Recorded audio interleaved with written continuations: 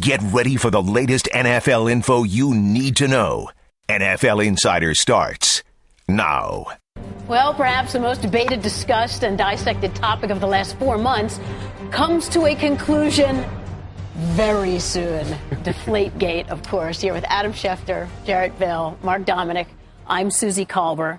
Adam, let's start right there. You've been saying since this morning you believe discipline is imminent. So what are you hearing right now? Well, imminent means maybe today, maybe tomorrow, certainly very soon. I would think within the next 24 hours, we'll have something. If you go back to last week when the Wells report initially was released, we said at that time that it would be days. Well, days have come and days have gone. And the NFL is getting ready to announce its findings and hand out its discipline. And there you see the timeline from last week and some of the events. And I believe the league is ready. And I believe the league is close to, if not having, a decision. And we should be hearing about it at some point, either later today, maybe tomorrow, but certainly not very long from now. Yeah, definitely by the middle of the week, Adam. And I think we're going to be looking at all three of these buckets, if you will. A suspension for Tom Brady, a big fine for the Patriots, and some kind of hit on the draft for the Patriots for next year. So I think they're going to get hit significantly. Yeah, and I think when you look at this comparatively to what you saw with the Atlanta Falcons, the same kind of process, exactly what Jared's talking about. You can apply this the same way. The Falcons pumped in crowd noise. I mean, that's obviously a competitive advantage. You could look at it the same way as what the Patriots in the Ted Wells investigation report shows, and that's why you could see exactly what you're saying: a fine, a suspension, and obviously a draft pick. And if you look at the way Troy Vincent has handled some of the on-field violations, he's actually been consistent to a degree in terms of meting out that punishment. And I think that the Falcons and the Browns cases are really templates for what we can expect with the Patriots. And I think there's a strong feeling in the league office among some that what Tom Brady did in the Wells report is akin to taking a performance-enhancing drug without taking the performance-enhancing drug, because it enabled them, in the eyes of the Wells report, to perhaps have an improved performance. Now, again, some will argue the evidence there, but I think that's the feeling of some people within the league. And that's why I think we're talking about anywhere from 2 to 4 games. That's the range you seem to hear and think about when you talk to people. 2 to 4 games for Brady, somewhere in the range. Going to be very interesting to see what the league decides. And no matter what the league decides, there's going to be a large segment of people that's very unhappy with the decision. Well, you mentioned Troy Vincent. Who really is responsible for handing down the discipline here? Well, it's on Troy Vincent, but when you look at it from a league standpoint, obviously Roger Goodell is the sheriff in the NFL office, so nothing happens without Roger Goodell having his input in it. And Jeff Pash, if you remember, when the NFL commissioned the Wells report, Pash was the key person from the league office that worked in terms of the communication with the league office and the Wells office. Yeah, I think there's 5 names you got to think about the league office. Obviously, Commissioner Goodell, Jeff Pash, Dave Gardy, who's also along with Troy Vincent and Peter Rucco. Those are the 5 guys I bet that are getting together deciding what the punishment is. And when you say a lot of people won't be happy about it, maybe that's because the language in the Wells report, too, is probable. You know, there is more probable than not. And then, again, it's hard to say exactly that he did do it or he didn't do it. And there are people that love the Patriots and there are people that hate the Patriots. So the people that love the Patriots, if it's a lighter suspension, maybe they'll be pleased, and vice versa. But again, there's no way that everybody's going to come away pleased with this decision, which is why it's such a difficult decision for the commissioner and the other people involved in it, because it's such a polarizing issue. One thing quickly that resonates with me is when you see in the Wells report where it says the referee, Walt Anderson, has been in his position for 19 years, and never before has he ever had a case where they lost the track of the footballs before the game. Not just any game, by the way, the AFC Championship game. And it also comes down to what's the punishment really all about? Is it about withholding information, lack of cooperation, all of those things? Well, I think the league is upset and disappointed that, in its eyes, Tom Brady did not come forward with emails, with his text messages. But then again, you could say to the flip side of that they have the text message records of everyone else in the Patriots organization. So if Tom Brady texted Jim McNally, or he texted John Yastrzemski, or he texted Bill Belichick or Nick Caserio, there's a record of that. They've seen all the texts that have come into those phones from Tom Brady. He didn't give over his records, but again, the league had access to it, but that's not enough in the league's eyes. Many different sides to this, so let's bring in Josina Anderson. Josina is with us as well today. So number one, Josina, how do people in the league feel about the talk of using the PED policy with regards to cheating and a 4-game suspension as a baseline for punishment? Well, Suzy, a league source that I talked to thought that the use of the PED policy for coming up with some sort of baseline for discipline was not exactly equivalent, but understandable when you're factoring the cheating questions and considerations surrounding the Tom Brady case, just with regards of the presumption of at least a minimum of a 4-game suspension when applying the PED policy. And that league source said, quote, people are talking about the automatic 4-game suspension for a PED, but that's actually more unclear now because our PED discipline is more tiered now as of 2014. In the old policy, it was a straight 4-game, 8, and then banishment, no matter what it was. Now there are more subtleties for establishing a positive result. And just to illuminate that more, now you can get a 2-game suspension for producing a dilute sample. If you have a positive result for Adderall in the offseason, you're actually directed to the substance of abuse program as opposed to the automatic 4 if you have that same positive of Adderall during the season, or a possible 6-game if there is a banned substances mixed with the dilute sample. So they just wanted to underline the nuances that are actually applied there. And they actually thought it was more apt to consider the use of stickum when it comes to mechanical violations with regards to competitive violations, as opposed to something that's ingested that's biological. And the other area that we all just discussed, that a lot has been made of Tom Brady not turning over his cell phone. How are NFLPA reps reacting to Ted Wells' investigation, including requests to surrender personal records? Well, yeah, definitely not good. I talked to NFLPA Executive Committee member Lorenzo Alexander, who obviously was dismayed by the request possibly for phone records and things like that, although we know that Tom Brady could have just produced the messages within the scope of the investigation. But Lorenzo said, quote, I think not turning over text messages should not have had any bearing on Tom Brady's livelihood with respect to playing and being paid by the NFL. At the end of the day, I know I'm not going to incriminate myself, especially if I don't have to. Where should the line be drawn? And the other thing that Lorenzo wanted to just say is that regardless of the punishment that we are anticipating, per Adam Schefter's report, that they will continue to support Tom Brady, and they want him to know that they have his back. Suzy? Josina will be with us throughout the show. Adam, I know you kind of want to jump in on one thing that we were talking about. We've seen something like this happen before. And a similar case, Brett Favre asked to turn over his cell phone when he was involved with a woman New York Jets employee, and he declined to do it. And that was in December of 2010, roughly.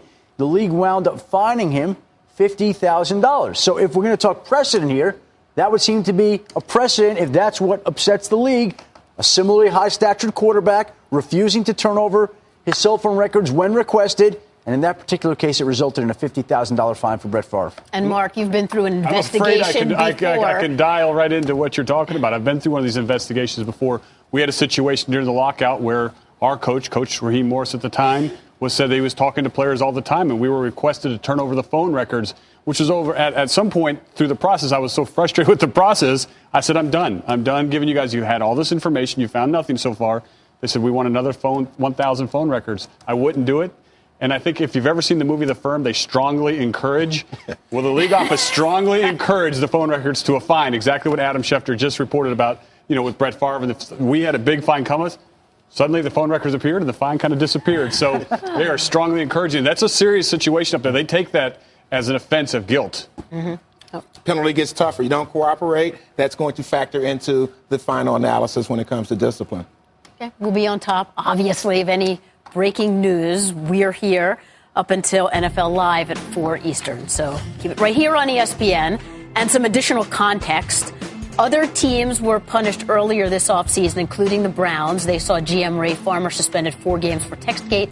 The Falcons forfeited a late-round pick for pumping in crowd noise. And the Jets were fined $100,000 for tampering with Darrelle Revis. Geico presents Strange Savings Stories. Astronomers detected an interstellar transmission. It stated, Geico, 15 minutes could save you 15% or more. The implications were staggering. Was the cosmos telling us we could all save hundreds on car insurance with Geico? Or did their radar merely pick up a signal from the nearby Rufus and Clyde's morning show? We may never know. Geico, 15 minutes could save you 15% or more on car insurance. The first non-quarterback selected in the draft saw his season end before it began. Jags rookie Dante Fowler Jr., the third overall pick, will miss his entire rookie season after suffering a torn ACL in his left knee on Friday during the team's first practice of its rookie minicamp. Fowler injured rushing the passer during 11-on-11 drills. I planted on my left leg a little bit, over-exaggerated a little bit, and my weight shifted one way and my foot got caught in the dirt. So, yeah, it was a little nasty feeling. In the future, a year from now, we'll be all smiling again, talking about, me sacking people, so we'll be fine. Fowler wasn't the only rookie to suffer a season-ending injury at rookie minicamp this year. On Saturday, Broncos tight end Jeff Heuerman tore his ACL. He was a third-round pick out of Ohio State. Some minor injuries of note also as Panthers top picks Shaq Thompson and Devin Funchess left minicamp on Friday. So we know that each team, each head coach has a different philosophy of how to indoctrinate the rookies into their program. What's too much? Well, for me personally, I lived this on the wrong way. I learned a tough lesson back in 2010 with a young player named Brian Price, who we just drafted out of UCLA, defensive tackle. Had a lot of potential and promise. And in that first rookie minicamp, he tore basically a hamstring off the bone. And in the end of the day, we had to drill drills to reattach both hamstrings into his bone. And he never really recovered as a football player from that. And it was really sad. And what that taught me is, from that point going forward, our draft picks that we actually selected weren't allowed in team drills. I never allowed them in 9-on-7, 7-on-7, team, anything. They could have individual time, and I wanted them for two things. One, I didn't want a young player that was in the organization that's trying to make the team, that doesn't have a contract, to accidentally do something where he's trying to impress a coach and he gets a guy hurt.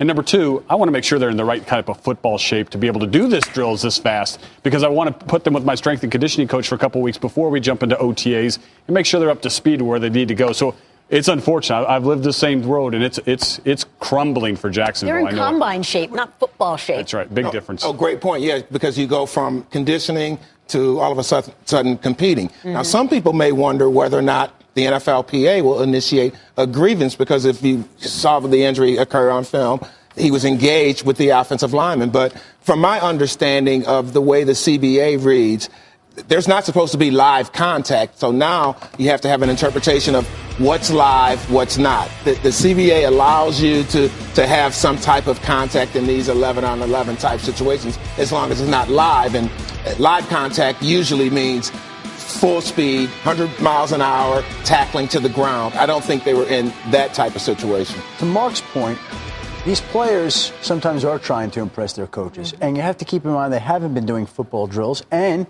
to a large extent, they've been traveling the country, visiting teams for a month, right? Not doing much of anything, then getting drafted, then celebrating their selection, as they should, the achievement of a lifelong goal. And so they go in there, and they're not in great football shape. And so when you are running drills like that, and it's easy to say post facto now, we would never be saying this if he didn't get hurt. But now that he has, it's easy to say sometimes these guys are just not ready to go at that speed that early on in that type of setting. Yeah, one footnote to Fowler. He is the first top 3 pick in the NFL to now miss the season since Kajana Carter in 1995. But if you saw just a little snippet of Fowler talking there, maybe a little bit of a smile on his face, the Jags were so impressed of how positive he is, just his spirit, that he looked at this as, all right, an opportunity to get my body even bigger, stronger, come back even better. It's the best attitude to adopt, but on another hand, you could also say he's so young he doesn't even know what's ahead and the damage he's done to his knee. So that's the more realistic approach, but I applaud him for his optimism and his spirit there, and that's great, and hopefully he can continue to maintain that going forward. Yeah, and if you're a Jags fan, you're probably saying, why us? We've had so much drama and so many setbacks. Here's another one. Well, right, and it's been a rough road for the top defender, and taken off the board in each of the last 4 drafts. Those players, Fowler, Jadeveon Clowney, Deion Jordan, and Morris Claiborne, are all either going to miss the 2015 season or are coming off a season-ending injury. And none of those players have experienced much NFL success. I'm Doug Kazarian. On the latest NBA Lockdown podcast, Amin El-Hassan and I talk about what could have been a fatal mistake for David Blatt and debate if the Grizzlies or Clippers series lead is more surprising. Check it out at ESPN.com/PodCenter. With the likelihood of a Tom Brady suspension coming down soon, worth mentioning success recent players have had in appealing their high-visibility cases. Adrian Peterson was recently reinstated, getting taken off the exempt list after he appealed his indefinite suspension. Ray Rice was reinstated in late November after his appeal. And all 4 Saints players suspended in the 2012 for the Bountygate scandal had their suspensions vacated after a lengthy back and forth. So precedent has been set, shortened suspensions off the appeal process. How do we anticipate this going down? Well, I think the first thing you're going to see is you're going to see the commissioner come down hard. I think when this ruling comes down, look, the one thing when you look at the Ray Rice case, he said, I got it wrong. Mm-hmm. He's not going to mess up again. He's not going to come out with a suspension that's soft in any case for any players going forward, because it can always be appealed and it can be lowered. And so I think when you're going to see Roger Goodell and the league office come down with a suspension, I would err to the side that's going to be heavier than you expect and let the process take place, because I think that's the way the commissioner wants it to be set now. And this is a different league right now. The league, I think, going forward is always going to err to the side of being heavy on its discipline. Better in the league's eyes to be too heavy than to be too light. When it went too light before, that didn't work out very well for the league. It came under massive criticism. And so that is something that is going to be in the league's thought process whenever it's making a decision like the one that it's about to make right now. But there seems to be as much focus on this one as any recent decision.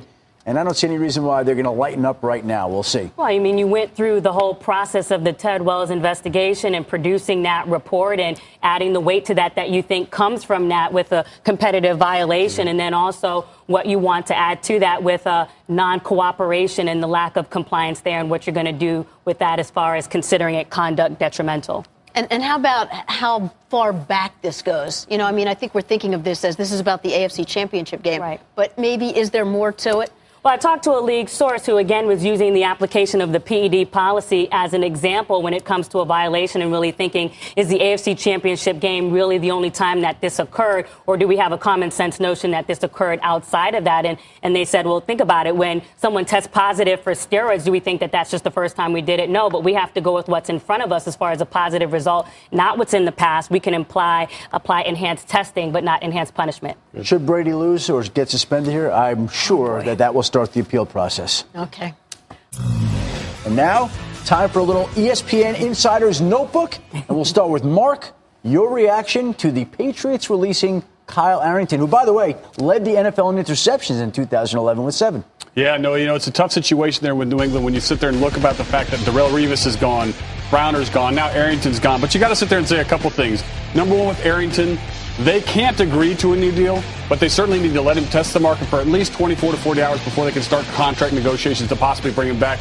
But I think it speaks higher to Malcolm Butler, how they feel about him going forward, certainly Logan Ryan. And remember, Devin McCourty can work either the corner or safety position, so I think they're a little better off than people think. Josina, another cornerback in the news, Orlando Scandrick at the Dallas Cowboys. What's the latest on his contract situation? Still hasn't showed up for the all-season conditioning program, and the quandary there is that on a rating list like Pro Football Focus, he's ranked as a top 10 corner, but just making $1.5 million this year, although he has a $3 million APY. But with the context of that, you're looking at Buster Skrine, who is getting $6.5 million in cash this year, ranked 82nd on the same list. Bryce McCain making $3.5 million this year, ranked 65th. Sharice Wright, $3 million, ranked 105. So still waiting for some clarity, especially with Brandon Carr's situation, who's also making $8 million. All right, Jared, what did you learn from covering Jameis Winston in the draft process that led up to him becoming the number 1 pick? Yeah, I spent some time with him before the draft in his hometown in Bessemer, Alabama, and then went to Tampa, and he made a good first impression. I think one of the things that I picked up on him is how engaging he is in smaller settings, including the barbershop where I ran into him the day before the draft. Now, of course, all of that's good, and he went to the minicamp, the rookie minicamp early to actually meet his teammates, to greet them. That showed a little bit of leadership, and I think that's something that is going to bode well for him. He spoke very well of the veterans and things like that. But, of course, what happens on the field, learning that playbook, learning the language, processing defenses, that's where it's really going to come down to. I thought his haircut looked remarkably similar to yours. I must say that. Very similar. Very similar.